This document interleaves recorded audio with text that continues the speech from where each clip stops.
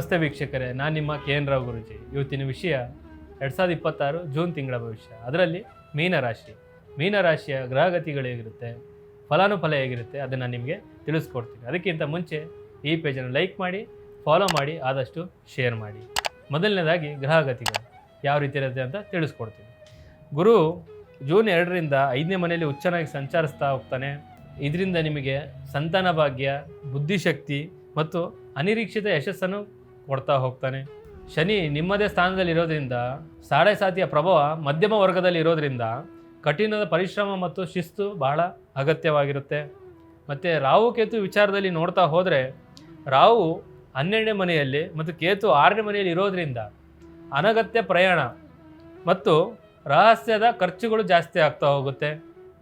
ಇಷ್ಟು ಗ್ರಹಗತಿಗಳು. ಈಗ ಯಾವ ಕ್ಷೇತ್ರಕ್ಕೆ ಯಾವ ಫಲಾನುಫಲ ಕಾದಿದೆ ಅಂತ ಅದನ್ನು ನಿಮಗೆ ತಿಳಿಸ್ಕೊಡ್ತೀನಿ. ಮೊದಲನೇದಾಗಿ ಉದ್ಯೋಗಸ್ಥರ ವಿಚಾರದಲ್ಲಿ ನೋಡ್ತಾ ಹೋದರೆ, ಉದ್ಯೋಗದಲ್ಲಿ ಗೌರವ ಮತ್ತು ಹೊಸ ಜವಾಬ್ದಾರಿಗಳು ನಿಮ್ಮ ಬೆನ್ನಿಗೆ ಬೀಳುವಂಥ ಸಾಧ್ಯತೆಗಳು ಜಾಸ್ತಿ ಇದೆ. ಸ್ವಲ್ಪ ಬುದ್ಧಿಶಕ್ತಿಯಿಂದ ನೀವು ಮುಂದೆ ಹೊರದಷ್ಟು ನಿಮಗೆ ಎಲ್ಲ ರೀತಿಯಿಂದ ಅನುಕೂಲ ಆಗುವಂಥ ಸಾಧ್ಯತೆಗಳು ಜಾಸ್ತಿ ಬರ್ತಾ ಹೋಗುತ್ತೆ. ಮತ್ತು ನಿಮ್ಮ ಬುದ್ಧಿವಂತಿಕೆಯಿಂದ ನೀವು ಎಷ್ಟು ಕೆಲಸ ಮಾಡ್ತಾ ಹೋಗ್ತೀರಾ ಅದರ ತಕ್ಕನಂಗೆ ನಿಮಗೆ ಯಶಸ್ವಿ ಆಗುವಂಥ ಸಾಧ್ಯತೆಗಳು ಜಾಸ್ತಿ ಬರ್ತಾ ಹೋಗುತ್ತೆ. ಇದರಿಂದ ನಿಮಗೆ ಪ್ರಮೋಷನ್ ಆಗಿರ್ಬೋದು, ಮತ್ತು ಹೊಸ ಕೆಲಸಕ್ಕೆ ವರ್ಗಾವಣೆ ಆಗುವಂಥದ್ದಾಗಿರ್ಬೋದು, ಇಲ್ಲ ಬೇರೆ ಊರಿಗೆ ಟ್ರಾನ್ಸ್ಫರ್ ಆಗುವಂಥದ್ದಾಗಿರ್ಬೋದು. ಈ ರೀತಿಯ ಸ್ಥಿತಿಗತಿಗಳು ಕೂಡ ನಿಮಗೆ ಜಾಸ್ತಿ ಬರ್ತಾ ಹೋಗುತ್ತೆ. ವ್ಯವಹಾರಸ್ಥರ ವಿಚಾರದಲ್ಲಿ ನೋಡ್ತಾ ಹೋದರೆ, ಇವರಿಗೆ ಈ ತಿಂಗಳಲ್ಲಿ ತುಂಬಾ ಸುವರ್ಣ ಕಾಲ ಅಂತ ಹೇಳ್ಬೋದು. ವ್ಯಾಪಾರ ವ್ಯವಹಾರಸ್ಥರಿಗೆ ಹೊಸ ಯೋಜನೆಗಳನ್ನು ತರ್ತಾ ಹೋಗ್ತೀರಾ, ಹೊಸ ಮಾರ್ಕೆಟನ್ನು ಬಿಲ್ಡಪ್ ಮಾಡ್ತಾ ಹೋಗ್ತೀರಾ. ಮತ್ತು ನಿಮ್ಮ ಏನೋ ಒಂದು ವ್ಯಾಪಾರ ವ್ಯವಹಾರ ಇದೆ ಅದನ್ನು ಜಾಸ್ತಿ ಸ್ಪ್ರೆಡ್ ಮಾಡ್ತಾ ಹೋಗ್ತೀರಾ. ನಿಮ್ಮ ವ್ಯವಹಾರದಲ್ಲಿ ನಿರೀಕ್ಷಣೆ ಮಾಡ್ದಿರಲ್ಲ, ಅದಕ್ಕಿಂತ ಲಾಭದ ಪ್ರಮಾಣ ನಿಮಗೆ ಜಾಸ್ತಿ ಕಾಣ್ತಾ ಹೋಗುತ್ತೆ. ಮತ್ತು ಹಳೆಯ ನಷ್ಟಗಳು ಏನಿರುತ್ತೆ, ಹಳೆಯ ಲಾಸ್ಗಳು ಏನು ಆಗ್ತಾ ಇರುತ್ತೆ ಅದನ್ನೆಲ್ಲ ರೀತಿ ಭರ್ತಿ ಮಾಡ್ತಾ ಹೋಗ್ತೀರಾ. ಅದೆಲ್ಲ ಭರ್ತಿ ಮಾಡಿ ಇನ್ನೂ ನಿಮಗೆ ಧನದ ಪ್ರಮಾಣ ಜಾಸ್ತಿ ಆಗ್ತಾ ಹೋಗುತ್ತೆ ವಿನಃ ಕಮ್ಮಿ ಅಂತೂ ಆಗ್ತಾ ಇರಲ್ಲ. ಆದರೆ ಪಾರ್ಟ್ನರ್ಶಿಪ್ ಬಿಸ್ನೆಸ್ಸಲ್ಲಿ ಹಣಕಾಸಿನ ವಿಚಾರದಲ್ಲಿ ಸ್ವಲ್ಪ ಜಾಗ್ರತೆಯನ್ನು ವಹಿಸಲೇಬೇಕು. ಸ್ವಲ್ಪ ತಪ್ಪು ತಿಳುವಳಿಕೆಗಳು ಜಾಸ್ತಿ ಬರುವಂಥ ಸಾಧ್ಯತೆಗಳು ಜಾಸ್ತಿ ಇದೆ. ಮೂರನೇ ವ್ಯಕ್ತಿಗಳ ಕಡೆಯಿಂದ ನಿಮಗೆ ಇಬ್ಬರ ಮಧ್ಯೆ ಸ್ವಲ್ಪ ಅನುಮಾನಾಸ್ಪದ ವಿಷಯಗಳು ಕೂಡ ಬರ್ಬೋದು.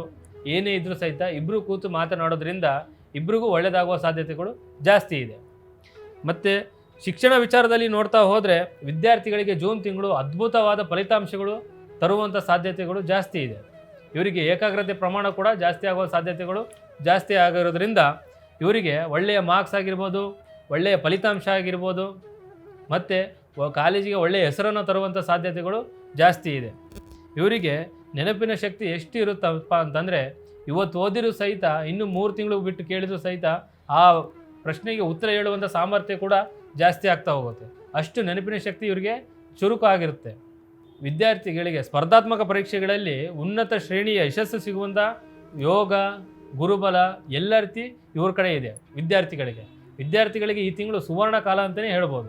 ಎಲ್ಲ ರೀತಿ ಒಳ್ಳೆಯದಾಗುವ ಸಾಧ್ಯತೆಗಳು ಜಾಸ್ತಿ ಇದೆ. ಸ್ವಲ್ಪ ಪರಿಶ್ರಮ ಪಟ್ಟು ಎಲ್ಲ ರೀತಿ ನಿಮ್ಮ ಒಳ್ಳೆಯ ಮಾರ್ಕ್ಸ್ ಆಗಿರ್ಬೋದು, ಒಳ್ಳೆಯ ಫಲಿತಾಂಶ ಆಗಿರೋದನ್ನು ಪಡ್ಕೊಳ್ಳೋದ್ರ ಕಡೆ ಸ್ವಲ್ಪ ಜಾಗ್ರತೆ ವಹಿಸಿ.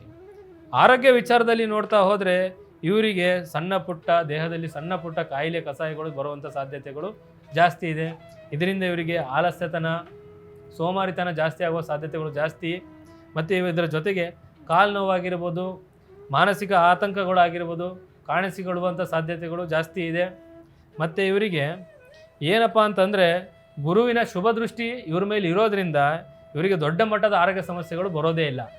ಏನೇ ಇದ್ರೂ ಸಣ್ಣ ಪುಟ್ಟ ಸಮಸ್ಯೆಗಳು ಬರುತ್ತೆ ವಿನಃ ದೊಡ್ಡ ಪ್ರಮಾಣದಲ್ಲಿ ಸಮಸ್ಯೆಗಳು ಯಾವುದೇ ಕಾರಣಕ್ಕೂ ಈ ತಿಂಗಳಲ್ಲಿ ಬರೋದೇ ಇಲ್ಲ.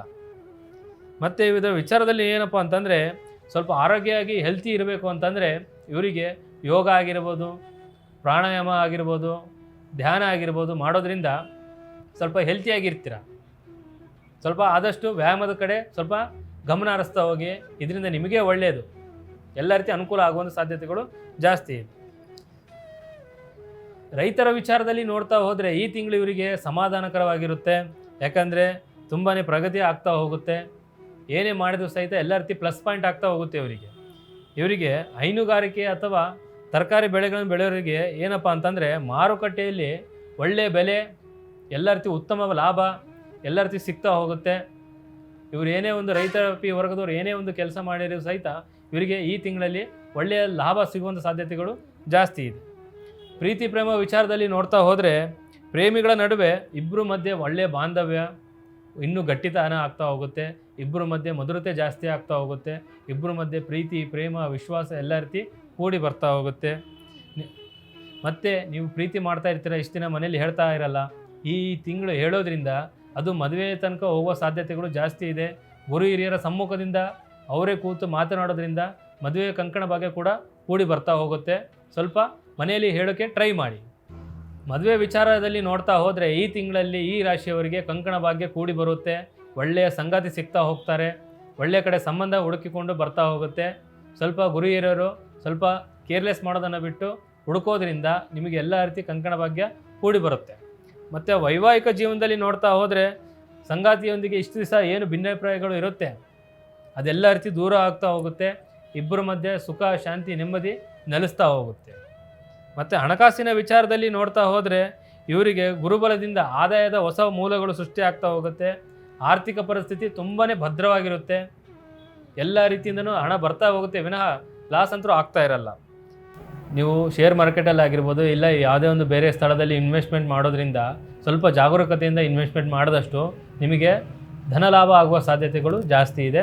ಸ್ವಲ್ಪ ನೋಡ್ಕೊಂಡ್ಬಿಟ್ಟು ಜಾಗರೂಕತೆಯಿಂದ ಇರಿ. ಆದರೆ 12ನೇ ಮನೆಯಲ್ಲಿ ರಾಹು ಇರೋದ್ರಿಂದ ಧರ್ಮ ಕಾರ್ಯಗೆ ಮತ್ತು ಆಸ್ಪತ್ರೆ ವೆಚ್ಚಗಳಿಗೆ ಮತ್ತು ಶುಭ ಅಶುಭ ಖರ್ಚುಗಳು ಜಾಸ್ತಿ ಬರ್ತಾ ಹೋಗುತ್ತೆ. ಸ್ವಲ್ಪ ಆದಷ್ಟು ಖರ್ಚುಗಳ ಮೇಲೆ ನಿಗಾ ವಹಿಸ್ತಾ ಹೋಗಿ. ಮತ್ತು ಇದೆಲ್ಲ ಬಿಟ್ಟು ನಿಮ್ಮಲ್ಲಿ ಸಮಸ್ಯೆಗಳು ಕಿರಿಕಿರಿಗಳು ಗೊಂದಲಗಳು ಸೃಷ್ಟಿ ಆಗ್ತಾ ಇದ್ದರೆ ಪ್ರತಿ ಶನಿವಾರ ಆಂಜನೇಯ ಸ್ವಾಮಿಯ ಆರಾಧನೆಯನ್ನು ಮಾಡಿ ಅವರ ದರ್ಶನವನ್ನು ಪಡ್ಕೊಂಬರೋದ್ರಿಂದ ನಿಮ್ಮಲ್ಲಿರುವ ಎಲ್ಲ ರೀತಿ ಸಮಸ್ಯೆಗಳು ದೂರ ಆಗ್ತಾ ಹೋಗುತ್ತೆ. ಇದಕ್ಕಿಂತ ಮಿಗಿಲಾದ್ದು ಸಮಸ್ಯೆಗಳಾಗಿರ್ಬೋದು, ಕಿರಿಕಿರಿ ಮನಸ್ತಾಪಗಳಾಗಿರ್ಬೋದು, ಗೊಂದಲಗಳು ಆಗ್ತಾ ಇದ್ದರೆ ಒಮ್ಮೆ ನಮ್ಮನ್ನು ಸಂಪರ್ಕಿಸಿ.